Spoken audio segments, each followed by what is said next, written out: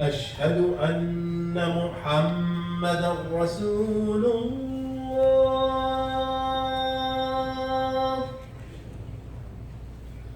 أشهد أن محمدا رسول الله.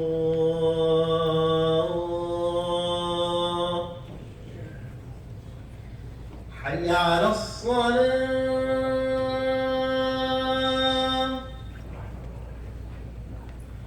حي على الصلاة.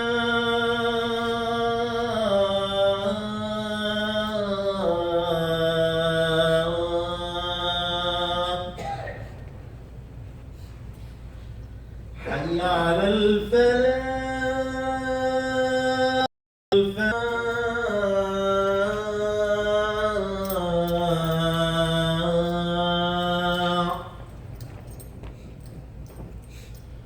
الله أكبر.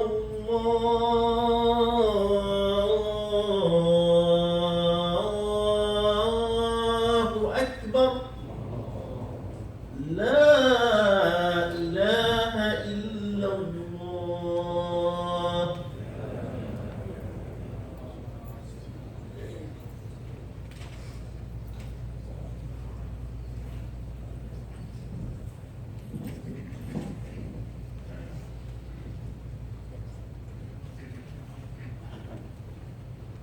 إن الحمد لله نحمده ونستعينه ونستهديه ونستغفره ونعوذ بالله من شرور أنفسنا وسيئات أعمالنا إنه من يهده الله فلا مضل له ومن يضلل فلا هادي له.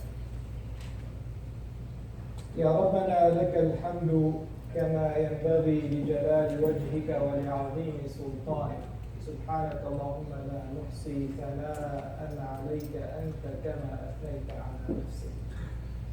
سبحانك اللهم ما عبدناك حق عبادتك وما ذكرناك حق ذكرك وما شكرناك حق شكرك وما قدرناك حق قدرك. أنت الأول فليس قبلك شيء وأنت الآخر فليس بعدك شيء وأنت الظاهر فليس دونك شيء وأنت الظاهر فليس فوقك شيء وأنت الباطن فليس دونك شيء وأنت بكل شيء عليم وأنت على كل شيء قدير. وأشهد أن لا إله إلا الله وحده لا شريك له وأشهد أن محمدا عبده ورسوله وصفيه من خلقه وخليله. بلغ الرسالة وأدى الأمانة ونصح الأمة وكشف الله به الأمة وتركنا على المحجة البيضاء ليلها كنهارها لا يضل عنها إلا هالك. اللهم صل وسلم وبارك على عبدك ونبيك محمد وعلى أزواجه أمهات المؤمنين وذريته وأهل بيته الطيبين الطاهرين كما صليت على إبراهيم إنك حميد مجيد. وبعد فيا عباد الله أوصيكم ونفسي المخطئة المذنبة بتقوى الله وأحثكم على طاعته. واعلموا أن أصدق الحديث كلام الله وخير الهدي هدي محمد رسول الله صلى الله عليه وسلم. واعلموا أن شر الأمور محدثاتها وكل محدثة بدعة وكل بدعة ضلالة وكل ضلالة في النار. يا أيها الذين آمنوا اتقوا الله وقولوا قولا سديدا يصلح لكم أعمالكم ويغفر لكم ذنوبكم ومن يطع الله ورسوله فقد فاز فوزا عظيما. All praise be to Allah, our Creator, Sustainer, and Cherisher. We bear witness there is no deity worthy of worship save Allah, and we bear witness that Muhammad is His servant and lost messenger. We ask Allah to bestow His blessings, mercy, and peace upon His beloved Prophet Muhammad sallallahu alaihi wasallam, his household, companions, and all His followers till the end of time. My dear respected brothers and sisters, fear Allah and be conscious. Keep in mind always that to Him you shall return, and everyone is held accountable for their deeds and awarded accordingly. أحبتي في الله، بعد انقضاء موسم الحج المبارك الذي أسأل الله سبحانه وتعالى أن يجعلنا فيه من المقبولين، وأن يكتبنا مع عباد الله الذين غفر لهم وأعتق رقابهم من النار، وأذن لهم أن يعودوا كما ولدتهم أمهاتهم أنقياء أطهار. وأسأل الله سبحانه وتعالى أن يقذف في قلوبنا هداه، وأن يمن علينا بتوبة يأخذ بنواصينا إليه، ويرزقنا حسن الاستقامة على سبيله وعلى سنة نبيه محمد صلى الله عليه وسلم. وحري بنا أحبتي في الله أن ينظر كل امرئ منا في نفسه ويعاهد ربه على الاستقامة على الأخلاق التي أمر بها نبيكم محمد صلى الله عليه وسلم. فإن الأخلاق في الدين هو ثمرة الإيمان، وإن الأخلاق هي ما يثبت ويبرهن صحة الإيمان. فكما تعلمون أن نبيكم صلى الله عليه وسلم قال: ليس الإيمان بالتحلي ولا بالتسني، ولكن الإيمان ما وقر في القلب وصدقه العمل. At this time, my dear respected brothers and sisters, as the season of the pilgrimage ends, and as Allah subhanahu wa ta'ala permitted certain people to be born again, to be forgiven their sins, and start a new life, we ask Him subhanahu wa ta'ala that to make us among those who've been accepted and given the tawbah, being pardoned, forgiven, and also start with the pure souls, hearts, and minds, and start a new life according to His guidance subhanahu wa ta'ala, and according to the sunnah of the Prophet Muhammad sallallahu alayhi wa sallam. It is important for us at this time that everyone looks deep inside their souls, their hearts, and minds. Renew their covenants and pledge with Allah subhanahu wa ta'ala, and live according to His guidance. And one of the most important things that we have to bear in mind is the akhlaq, our conduct, our Islamic characteristics that should represent our personality. For the iman cannot be complete and is only proved and comes to fruition by the perfect conduct. For the Prophet ﷺ said, the iman is not a title you acquire, is not a name you take, and is not a dress you put on. It's not an appearance, it's not something physical. It's something that settles in the heart. It's that conviction that settles in your heart and then is proved by your action. That's your conduct, that's your characteristics, that the traits and attributes that people can sense. It's your interaction with people, with the creation of Allah subhanahu wa ta'ala. ولذلك فإن نبيكم صلى الله عليه وسلم أمركم بأوامر ونهاكم عن نواهي، وقال ما نهيتكم عن شيء فانتهوا عنه كله، وما أمرتكم بأمر فأتوا منه ما استطعتم. And the Prophet sallallahu alayhi wa sallam said that anything that I have commanded you to do, then do as much as possible. These are the commands of Allah subhanahu wa ta'ala as explained by the Prophet alayhi sallam. But anything that I have prohibited you from doing, then do it completely. Abstain from doing any of these prohibitions and committing them completely. ولذلك فإن من حرص المسلم على اتباع سنة محمد صلى الله عليه وسلم أن يأتي على الأخلاق الطاهرة المرضية الصالحة فيتخلق منها ما استطاع. لكنه لا بد له أن ينتهي عن كل فاسد ورديء من الأخلاق، وخصوصا فيما يتعلق بالتعامل مع الخلق، لأن الله سبحانه وتعالى قد يغفر لك ما لا يغفره الخلق، ولن يغفر لك الله خلقا أو إساءة أدب أو حقا هضمته على أحد من خلق الله حتى يغفره ذلك. حتى الشهيد الذي غفر الله له ذنوبه لا يغفر له حق الدين مع العباد، وحتى الحاج لا يغفر له حق هضمه بحق أحد من العباد. So it is very important, my dear respected brothers and sisters, that all the good traits and attributes and characteristics of Islam that you acquire as much as you can. But any bad conduct that the Prophet pointed out, you should abstain from it completely. For even the martyr that Allah subhanahu wa ta'ala has promised to forgive, if there is any interaction with the humans that he has wronged, then Allah will not forgive him. For example, a loan that he has taken from him. Even the pilgrim who spends the money and goes in very intense physical journey, Allah subhanahu wa ta'ala will forgive him what is between him and him subhanahu wa ta'ala, between the servant and the Lord. But he will not forgive him those rights or those wrongs he's done to other people. Tell those people forgive him.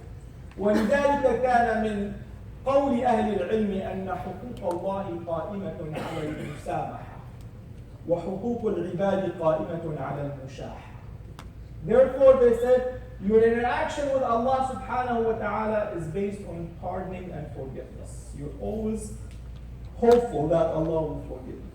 Whereas your interactions with other people is based on a strict formula that is they have to forgive you. ولذلك كان على المؤمن الحصيف الحكيم أن ينظر في حديث رسول الله صلى الله عليه وسلم فينظر في كل خلق رديء نهى عنه رسول الله صلى الله عليه وسلم فيجتنبه كله. وإن من ذلك ما أوصاكم به حبيبكم محمد صلى الله عليه وسلم فقال كما في صحيح مسلم وفي غيره من الأحاديث الصحاح، وهي أحاديث كثيرة جامعة مانعة لا بد لكل مؤمن على أن يقع على كل واحد منها.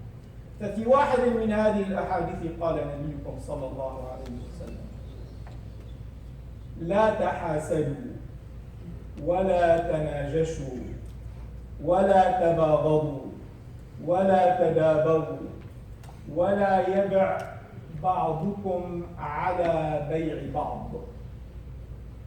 المسلم أخو المسلم لا يظلمه ولا يخذله ولا يحقره ولا يكذب.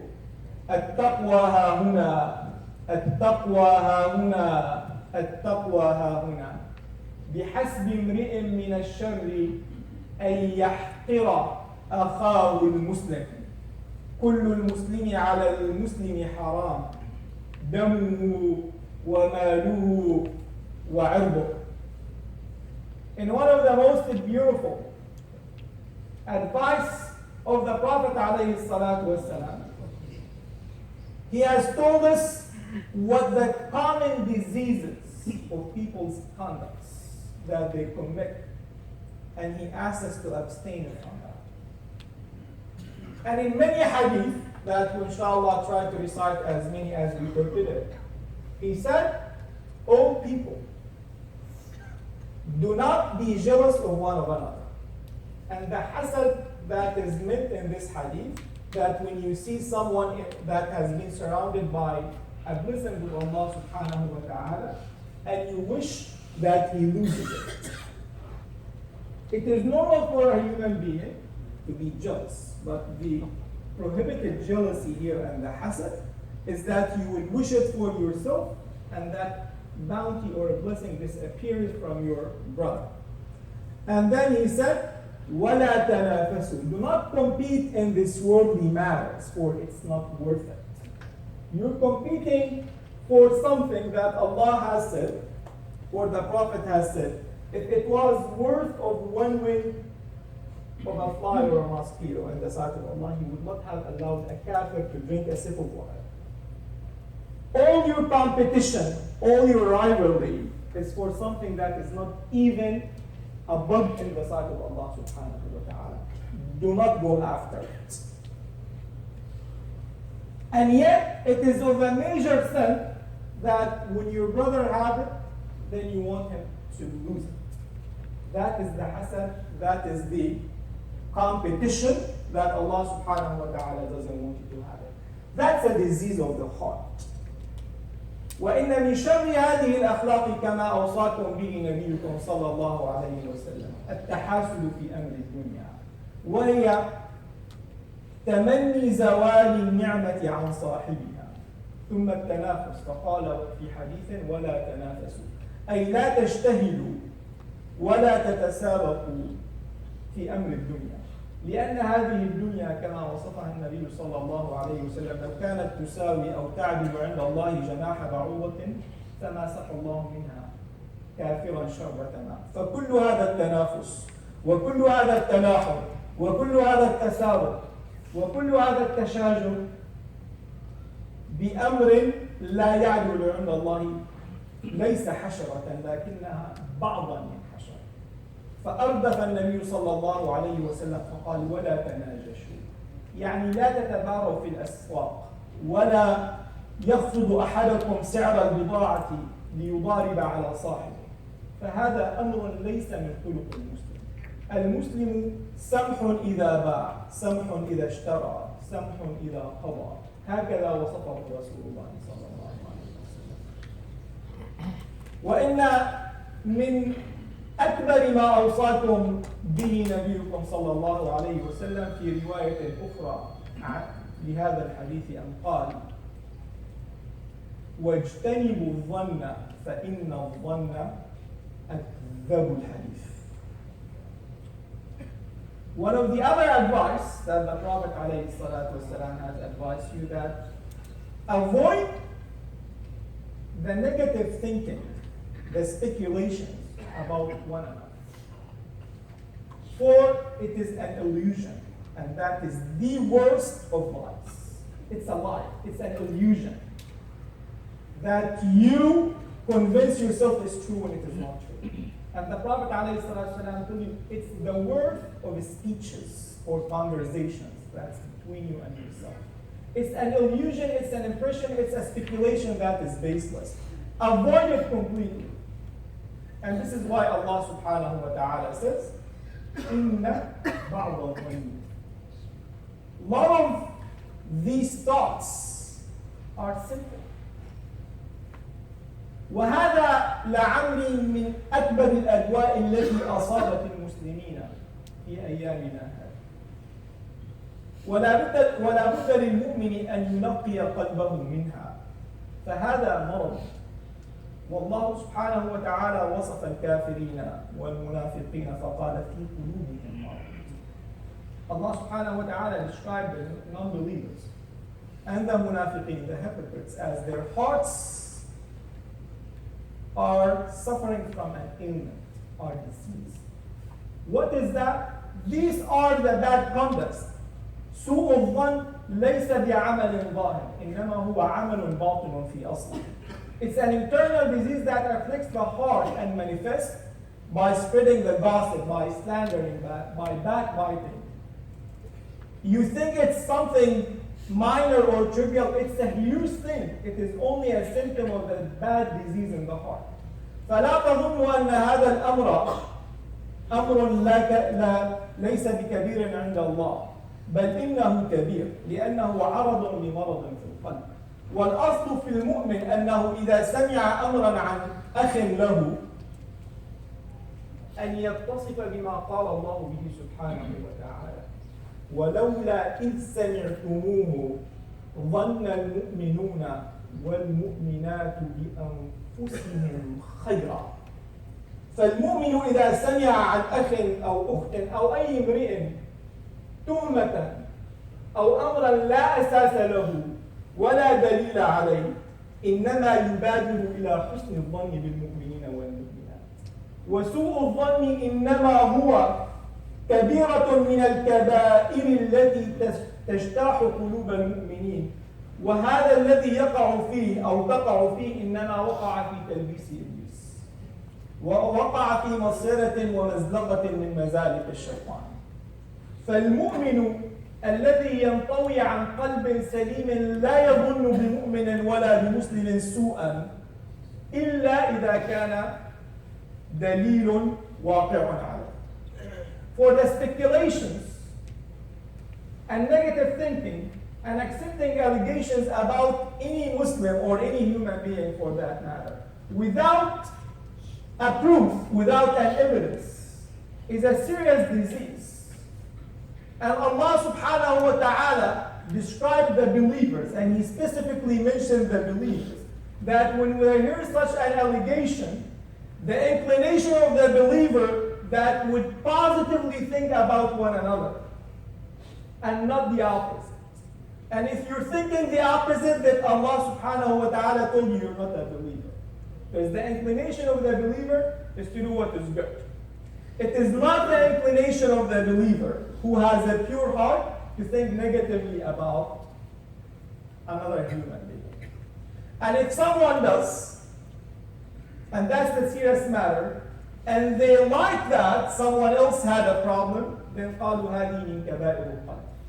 فإن من الكبائر التي يأتيها أن حب أن تشيع الفاحشة بين الذين آمنوا، وحب أن يقع غيرك من عباد الله في شر أو سوء أو عمل فاحش أو كل إثم من الآثام. فإن أحببت أن يكون ذلك حقا لكي تعلو عليه ولكي تطلع عليه فإن ذلك من الآثام تتوب منه. والأدهى من ذلك أخواني، وهو مصيبة المصائب التي يقع فيها كثير من المسلمين بل وكثير من المنتسبين إلى طلب العلم والذين يتزوجون بزي الدين والدعوة إلى الله، هو سوء الظن بإيمان الناس وخلقهم وعلمائهم وإلى ما ذلك، واتهامهم في عقيدتهم واتهامهم في أخلاقهم، ووسمهم بالابتداع والخروج عن الملة وإلى ما ذلك مما لا يقوم عليه برهان ولا دليل. واعلموا أن هذه طامة أوصى أو نبأ عنها النبي صلى الله عليه وسلم، فإنها تبدأ بسوء الظن وتبدأ بالتحاسد وتبدأ بالتنافس، ثم قال وتفضي إلى البغي والهرج. It starts as simple. The Prophet ﷺ, these things start simple, but ends big. And one of the worst aspects of this is accusing people in their iman, in their adherence to the sunnah of the Prophet ﷺ, making yourself a lord and calling this person has bid'ah and this person has not, and this person has correct belief and this person has not, without a basis and without a proof, without an evidence. The Prophet ﷺ warned us it starts as such and ends with the transgression and killing. This is how serious it is. لأن كثيرا من الناس ينصبون أنفسهم قضاة على الخلق ويسمون هذا بالإيمان وغيره بنقص الإيمان، ويسمون هذا بأنه متبع للسنة وهذا مبتدع من غير دليل ولا برهان. إن قام على ذلك دليل وبرهان فلا بد لنا من الأخذ بذلك. لكن داء المسلمين والمسلمات والمنتسبين إلى الدعوة ممن يسمون أنفسهم دعاة أنهم لا يقوم على ذلك دليل، وإنما يتخرصون ويظنون من عند أنفسهم، وهذا والله لداء من أدواء النفاق. هذا الذي بدأ به الخوارج من مئات السنين، فقتلوا صحابة رسول الله صلى الله عليه وسلم لأنهم جعلوا أنفسهم أتقى الخلق وأفضل من خير أمة وخير سلف وهم صحابة رسول الله صلى الله عليه وسلم. وهذا الذي ساق كثيرا من الناس أن يظنوا أنفسهم أنهم خير الناس وأنهم على المنهج الصحيح وأنهم الفرقة الناجية، وبدأوا يقتلون المسلمين وغير المسلمين بذلك. هذه داعش وأخواتها. فأنت يا أخي وأنت يا أختي لا تقعي ولا تقع مصيدة ولقمة سائغة لإبليس فتكون من ذلك، فتتهم هذا في إيمانه وهذا في عقيدته من غير بينة على ذلك. فإن كان الله سبحانه وتعالى لم يرضى لأحد أن يقذف أحد وجعل حدا للقذف، فكيف تطعن في إيمان أحد، وكيف تطعن في تسنن أحد، وكيف تطعن في توحيد أحد وهو أخلص ما يمكن أن يكون للعبد في هذه الدنيا بينه وبين ربه. إنك والله على أقدام الخوارج، وإنك والله على أقدام الخوارج. فاجتهدوا أن لا تقعوا في مصائد إبليس، واجتهدوا أن لا تقعوا في هذا الفحش والكبيرة في نظر الله سبحانه وتعالى. One of the worst things, my brothers and sisters, and this is why the Khawarij, the rebels, those revolted against the companions of the Prophet ﷺ, which has led, it's the same thought, the same method that has led to ISIS. Certain people claim that they possess that privilege of deciding who's on the right path and who's not, and making themselves judges, and they claim that they're better than anyone else. That's what has led to killing of the companions of the Prophet ﷺ, and the current killing you're seeing now. The Prophet ﷺ warned you, these trivial conducts that you think they're minor, they're not, because these are the seeds of the transgression of the oppression and then killing one another. And the mu'min does not fall into these traps of the shaitan. I ask Allah subhanahu wa ta'ala to make us among those who listen to the advice and follow the rest of it. أقول قولي هذا وأستغفر الله لي ولكم فيا فوز المستغفرين أستغفر الله.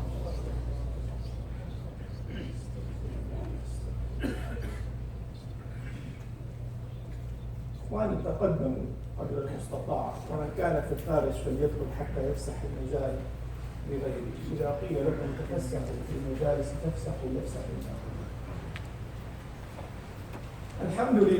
الحمد لله حمدا كثيرا طيبا مباركا فيه كما يحب ربنا ويرضى، وأشهد أن لا إله إلا الله وحده لا شريك له، وأشهد أن محمدا عبده ورسوله. إن الله وملائكته يصلون على النبي يا أيها الذين آمنوا صلوا عليه وسلموا تسليما. اللهم صل على محمد وعلى آل محمد كما صليت على إبراهيم وعلى آل إبراهيم، وبارك على محمد وعلى آل محمد كما باركت على إبراهيم وعلى آل إبراهيم في العالمين إنك حميد مجيد. اللهم اغفر للمؤمنين والمؤمنات والمسلمين والمسلمات الأحياء منهم والأموات. اللهم لا تدع لنا ذنبا إلا غفرته، ولا هما إلا فرجته، ولا دينا إلا قضيته، ولا مريضا إلا شفيته، ولا مبتلا إلا أعنته، ولا ميتا إلا رحمته، ولا عدوا إلا قصمته، ولا مظلوما إلا نصرته، ولا محتاجا إلا أعنته، ولا حاجة هي لك رضا إلا قضيتها ويسرتها برحمتك يا أرحم الراحمين. اللهم إنا نسألك فعل الخيرات وترك المنكرات وحب المساكين، وإذا أردت بعبادك فتنة فنجنا منها غير مفتونين. وصل يا رب وسلم على حبيبك وحبيبنا سيدنا محمد.